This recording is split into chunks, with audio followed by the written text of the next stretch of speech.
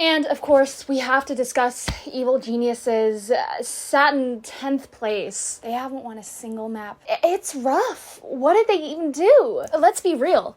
They have no fans, they have no results, no one really wanted them to get a partnership slot. It's not good, right? I mean, bring back Optic, right? Yeah? Optic would know what to do. They'd be good.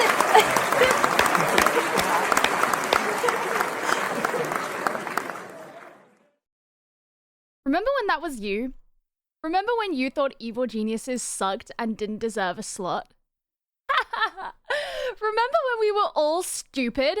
Okay, stupid is a bit much, given the fact that it's true. Evil Geniuses hadn't really achieved all that much in VCT. They'd never made it to an international event. They didn't look like a particularly strong contender up against all of the other teams. But, holy shit, their recent performance has been wild. Like, I thought that how they did in the VCT Americas playoffs was notable, but what they've been pulling off at Tokyo has been unprecedented. Whatever Potter is having, I want it too, because maybe then I'd finally get out of bronze. So let's talk about the group stage. Here they face Foot and DRX, both very worthy opponents. Especially DRX, who have a long history of playoffs-level international performance. And both of those teams were foreign regions to EG. Regions that they'd only experienced facing once each in the lock-in bracket. And yet, EG became the only team in the Tokyo groups to not drop a single map. The 4 maps that they did play were Split, Fracture, Lotus, and Ascent, with Split and Fracture being both of their own map picks. This definitely benefited EG, given that these are arguably their 2 best maps. They also got to play them as the first maps in each respective series, meaning that a good performance there could boost them mentally going into their opponent's map picks. When it comes to building comps, EG have a really nice flexibility in their roles, with certain key players being fairly role agnostic despite the main agents that we commonly associate them with. In this case, I'm mostly referring to people like Demon1, who will take that primary duelist but also smoker, and then also Jorgamo, who will take the secondary duelist role and also smoker. Valorant as a game is generally in a place right now where you have to be pretty flexible to some extent. With the growing nuances between the roles and new agents having blurred lines in their kit, being able to already be comfortable with that kind of required flexibility gives them a massive step up. Additionally, the unique crossover of the Jett/Brim that we see Demon1 occupy is a really big reason as to why we get to see Evil Geniuses play with such a unique blend of front and backline Jett. How Demon1 can be the first contact or a lurker means they're typically not locked into one playstyle, expectation, or pacing that perhaps other teams would be. It's also interesting because in the late 2021 to 2022 meta, we typically see the flex player be the person who had originally started out as the secondary duelist in the original double duelist meta. Usually they'd be able to take on a couple of initiators and Raze, while the main initiator would kind of lock onto Sova. In this team, the initiator flexibility is entirely housed within Ethan, meaning they can have any initiator play alongside Comms Sova, or indeed his Viper, without demanding an off-role pick from Jorgamo. The double controller, double duelist split comp, for example, can be done because Jorgamo isn't expected to play Skye while Com plays Viper. Compare that to Foot's split composition, where they have single duelist and single controller, and with Kiwi being the only player in the team to play any duelist in the 8 maps they played in Tokyo, you can see the difference in the limitations. One thing that Evil Geniuses have done very well, irrespective of what map they're playing, is smash their ecos.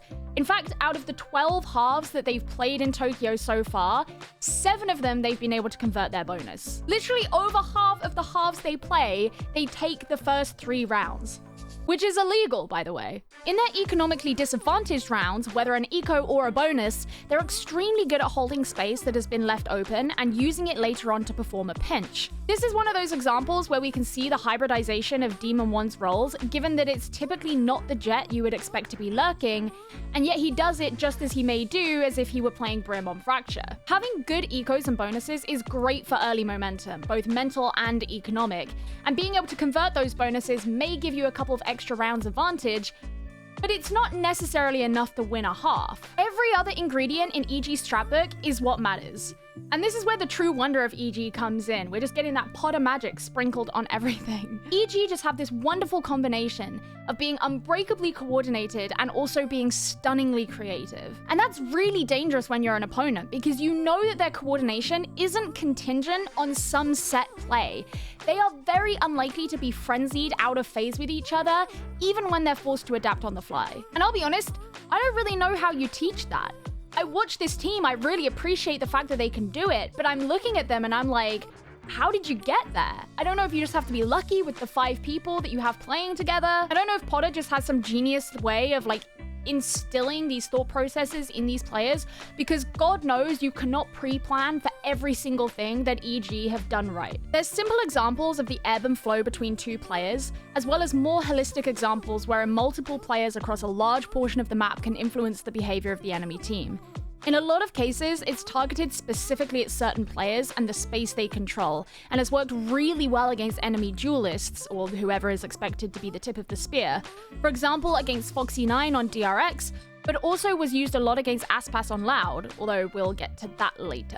And it really isn't limited to certain players. It seems that every player contributes equally to these sorts of situations. I think it's pretty notable as well that there are multiple players on this team who have the potential to clutch, and it comes across as less fluky than you may see on other teams, more just like really well focused and supported. Demon1 is an obvious example purely because of his raw mechanical skill, but Boostio I think is definitely the person you have to look to the most for these examples. He can always be trusted to remain calm under pressure and play very intuitively, which I think makes him a great sentinel because he oftentimes has to play on his own, around his own utility, and patiently hold positions until it's in his favor to punish. EG seem to be one of those teams that thrive really well off of that kind of calculated aggression, not just because it fuels their own abilities, but because they can kind of subvert the expectations of the pacing of the enemy team. This happened a lot against DRX, whose very formulaic and structured approach to playing the game was being seriously challenged by EG. But I think it also comes from a seriously remarkable ability to remain calm and focused under pressure, even in situations which may not look in their favor. This round against Foot on Lotus comes to mind, when their post plant was challenged by a Viper's Pit, and Ethan, Com, and Boostio were all able to play off of one another to aggressively clear out what could have been a definitive Foot hold. That all said, despite EG's success in the group stage, they ended up being seeded against Loud, which is probably one of the most unfortunate seedings that you would want if you're an EG fan. Everyone knows that only 3 roster cores have ever beaten Loud internationally, and that they've come to Tokyo being one of the favorites to win the tournament. And I'm smiling like this because today I woke up to the results of Loud versus EDG, but that hasn't happened yet on this timeline. EG have already lost to Loud twice this season. Once in week 4 of VCT Americas, where they 13-3'd Loud on Split before being swept, and once in the upper bracket finals of playoffs, where they barely scraped a 13-11 win on Ascent, right after losing their map pick of Fracture. So like, EG just weren't gonna win. And then I woke up on that fateful morning of Friday the 16th of June 2023, and it turned out that that assumption was bullshit.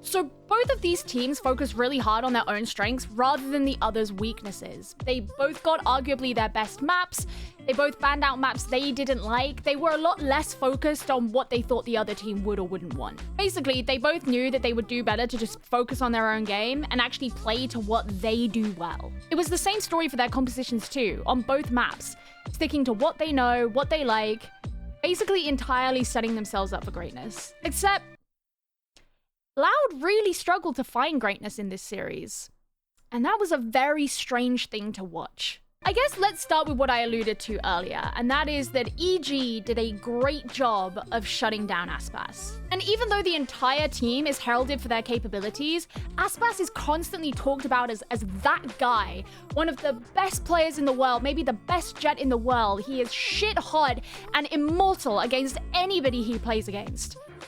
And Evil Geniuses knew that. I think for the most part of this series, the teams did a really good job of respecting each other, but there were a couple of times where Aspas just got too ahead of himself.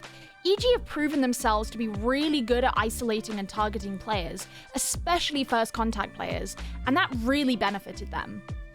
In a lot of instances, you'd see many of Loud's players playing together, whether in a side approach or in an early defensive setup, but there were times where EG could use that against them to take open space on the map and completely limit Loud's options. For example, Boostio's CT flank in round 10 on Fracture meant Loud's attentions got split, with 2Es becoming aware of his position, and then EG to be able to pinch Loud's post-plant positioning from both sides. Just like that happened in their group stage games, EG showed some really beautiful examples of utility coordination against Loud. One of my favorites has to be round 3 on Fracture, where they combined the Fault Line, Paint Shells, and Dart to force Sudok out of tower, and then immediately pop comms Hunter's Fury to trap him into Boostio's nanos. This alone was only possible because Com had achieved a 3k on round 1, significantly boosting his progress towards the 8 required orbs for his ultimate. In fact, EG actually did really well to take control of tower and play around it on a number of rounds. Even though they lost round 9, the fact Jorgamo lasted as long as he did and got the kills that he did, despite being fault-lined, rolling thundered, and taking an extremely wide swing, is a testament to his skill. EG knew that playing passively against Loud was never going to work, and they had to take as much from them as forcefully as they could. And it didn't always work. But even when it didn't, they still managed to find ways to pull it back from an unfavorable situation. They were happy to take one-off aggressive plays to throw a wrench into Loud's game, but still didn't get too cocky about Loud's ability to bounce back around, even if they had the opening death. EG's desire to take space, I think, was really well exemplified when you compare the way that each team approached taking mid on their attacking halves. Loud will use it to rotate, but would very rarely push up aggressively into market or use it for a B-side push. In fact, EG would sometimes use this against them to crunch in on them defensively. However, EG would distribute themselves quite far up mid so they could clear the space, while also holding the angles that could cover areas like tiles or cat or top mid. They also used Demon 1's famous jet lurks to be able to use the space to cut off a CT rotation from Loud much later into the round. In a weird sense, EG made Loud's gameplay look a lot more one-dimensional than we're used to seeing from them. Even in things as simple as an A-side post plant, 2 rounds in a row, Loud would filter through heaven and be punished for it. Ethan with an Ares 3k in a round that Loud had gotten a huge early advantage in, and Jorgamo with a beautiful Collat taking advantage of Loud's lack of knowledge of his position. It was not the game that we expected to see kick off playoffs, but to see EG, a formerly mid team, flatten and, to be honest, embarrass Loud, the incumbent world champions, the quote-unquote best team in the world, was nuts. EG are going to be facing Team Liquid tomorrow, and if they win that, they will be facing the winner of Fnatic versus PRX. And that could mean that EG end up facing both of the best teams in the world without ever having lost a map up to that point. As an organization, Evil Geniuses have previously proven themselves at being really good at developing talent, but I think up until this point, there had always been that kind of floating question as to whether or not their LCS team was a fluke, or if it was just something in the Evil Geniuses water. I'm honestly really happy to see things go the way they have. I am an absolute sucker for an underdog story. I love to see teams just kind of become these forces from nowhere and completely disrupt the status quo, and EG are doing a fucking terrific job of that. Let me know your thoughts down below about EG, if you agreed or disagreed with the points I made in this video, and also now that we know what's happened to Loud, does it change your opinion about anything? I don't know. Let me know, and I will see you guys in the next video. Thanks for watching.